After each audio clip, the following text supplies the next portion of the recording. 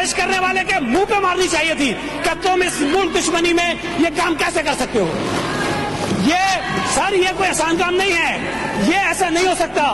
یہ اگر میں آپ کو بتا رہا ہوں سر, اگر یہ نیشنل اسمبلی نے کوشش کی, یہ اگر سینٹ نے کوشش کی کہ اس ترمیم کو منظور کریں, تو ہم وہ کریں گے جس کا یہ تصور بھی نہیں کر سکتے ہیں.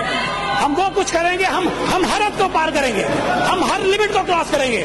ہم کسی کو اجازت نہیں دیں گے کہ میرے صوبے کے متعلق, آپ کے صوبے کے متعلق ہمیں لا تعلق کریں اور فیصلے بیٹھ کے اسلام آباد میں کریں کہ صوبے کو ہمیں کس طرح کرنا ہے. میں اس کی چینج کرنا چاہتے ہیں, لیکن بلوچستان کی اسمبلی سے بھی نہیں پوچھیں گے, بلوچستان کے ایم این ایس کو بھی نہیں پوچھیں گے, بلوچستان کے سینیٹرز کو بھی نہیں پوچھیں گے.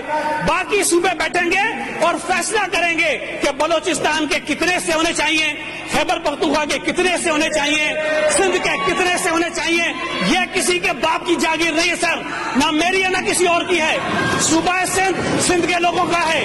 اگر صوبہ سندھ کے متعلق فیصلہ ہوگا تو سندھ اسمبلی میں بیٹھے ہوئے سندھ کے منتخب نمائندے کریں گے. صوبہ سندھ کے متعلق فیصلہ ہوگا تو صوبہ سندھ کے منتخب نمائندے جو قومی اسمبلی میں بیٹھے ہیں, سینٹ میں بیٹھے ہیں, وہ کریں گے.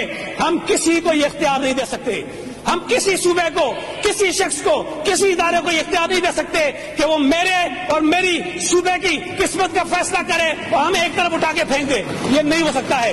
ہم اسی طرح سے بلوچستان کے لوگوں کی قسمت کا فیصلہ بھی ایسے لوگوں کو نہیں کرنے دیں گے کہ آپ بلوچستان کی اسمبلی کو ایک طرف پھینکیں.